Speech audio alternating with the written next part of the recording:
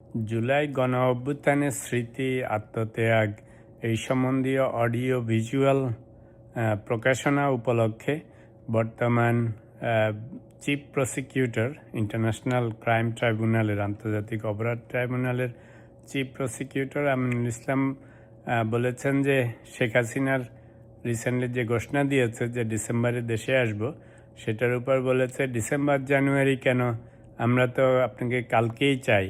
তো এই সমস্ত স্ট্যান্ডবাজি করে দেশে অস্থিতিশীলতা সৃষ্টি করবেন না। তারপরে আরেকটা খবরে দেখলাম আগের চিফ প্রসিকিউটর তাজুল ইসলামও বলেছেন যে শেখ হাসিনার এই ঘোষণা দেখে যে শেখ হাসিনার এত সাহস হয়েছে কারণ বাংলাদেশে ঠিকমতো যে বিচার আচারগুলি মানে আওয়ামী আমলের বা আওয়ামী নেতাদের ঠিকমতো বিচার করা হয়নি, সেজন্যই এরকম সাহস দেখাচ্ছেন। তো এই দুটো জিনিস নিয়ে একটুখানি আলোচনা করতে চেয়েছিলাম। সেটা হচ্ছে একটা দেশের গণতন্ত্র রক্ষা, সমুন্নত রাখা বা গণতন্ত্র চর্চায় যে ইনস্টিটিউশনগুলি আছে গভর্নমেন্ট, সেই ইনস্টিটিউশনগুলির নিরপেক্ষতা যতটা সম্ভব বজায় রাখা যায় ততটাই গণতন্ত্র শক্ত হয়। তো এখন ইন্টারন্যাশনাল ক্রাইম ট্রাইব্যুনালের যে চিফ প্রসিকিউটর উনি গভর্নমেন্ট অ্যাপয়েন্টেড। তারেক রহমান প্রধানমন্ত্রী, উনি বলেন আমি ভোট দেন বা না দেন, আমি এখন সারা বাংলাদেশের প্রধানমন্ত্রী। আমি 300 আসনের সব কয়টা কনস্টিটিউয়েন্সির দায়িত্ব আমাদের সরকারের। কেন? কারণ এখন আমি আর শুধু বিএনপির প্রধানমন্ত্রী না, এখন আমি দেশের প্রধানমন্ত্রী। তো যদি আপনাকে চিফ প্রসিকিউটর বানানো হয়, চিফ পুলিশ বানানো হয়, চিফ আর্মি বানানো হয়, আপনি যদি বিএনপির হয়েও থাকেন কিন্তু আপনি এখন আর শুধু সেই দলের না, এখন আপনাকে হোল বাংলাদেশকে রিপ্রেজেন্ট করতে হবে। তো যেমন কয়েকদিন আগে আমাদের স্বরাষ্ট্রমন্ত্রী সাহেব বলেছেন যে আওয়ামী লীগের দাফন হয়ে গিয়েছে। তা আমি ওটাও বলেছি যে জিনিসটা হয়তো স্বরাষ্ট্রমন্ত্রীর জন্য বলা শোভা পায় না, কিন্তু ওনার জন্য একটা এক্সকিউজ হচ্ছে যে যেহেতু উনি কি বলেন, ওনাকে গুম করা হয়েছে, শিলংয়ে ছিলেন অনেক দিন, তো স্বাভাবিকভাবেই ওনার পার্সোনাল ওনার যে এক্সপিরিয়েন্স সেটার থেকে রাজনৈতিকভাবে 2-4টা কথা বলে ফেলেন।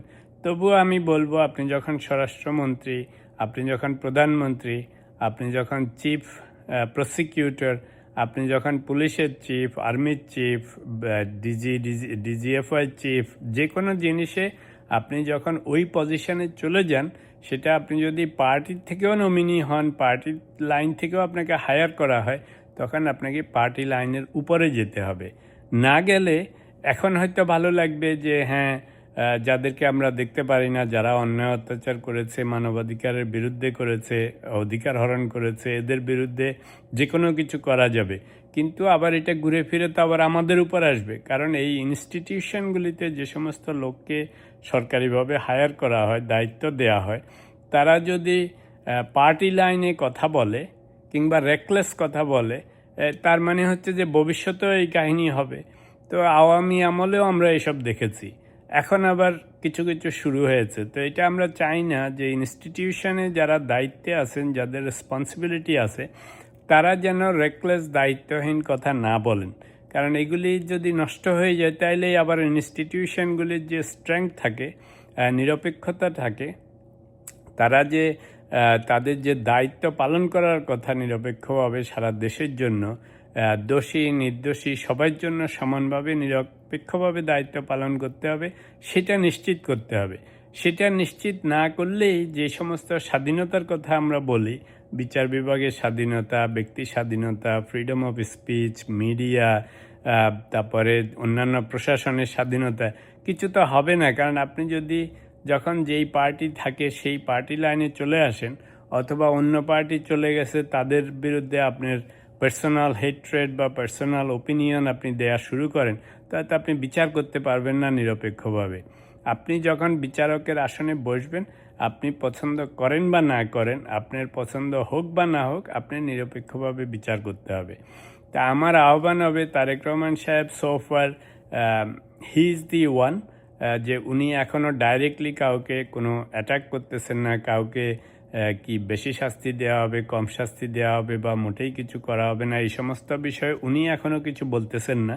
তা আমি বলবো যে সরকার প্রধান হিসাবে এখনও টাইম আছে। সরকারি যে সমস্ত প্রতিষ্ঠানগুলি বিচার বিভাগ থেকে শুরু করে ইন্টারন্যাশনাল ক্রিমিনাল ক্রাইম ট্রাইব্যুনাল থেকে শুরু করে যত রকমের প্রশাসন আছে, পুলিশ প্রশাসন, গোয়েন্দা প্রশাসন, এদের সবাইকে নিরপেক্ষভাবে কথা বলতে বলবেন। কার কি সাজা হবে না হবে সেটা আইনের মাধ্যমে হবে, কিন্তু আপনি পাবলিকলি ইমপ্রেশন দিতে পারবেন না যে আপনি হয় কাউকে ফেভার করতেছেন বা কাউকে আপনি ধরে আনার জন্য অস্থির হয়ে গেছেন। এই কথাগুলি গণতন্ত্রের জন্য ভালো নয়।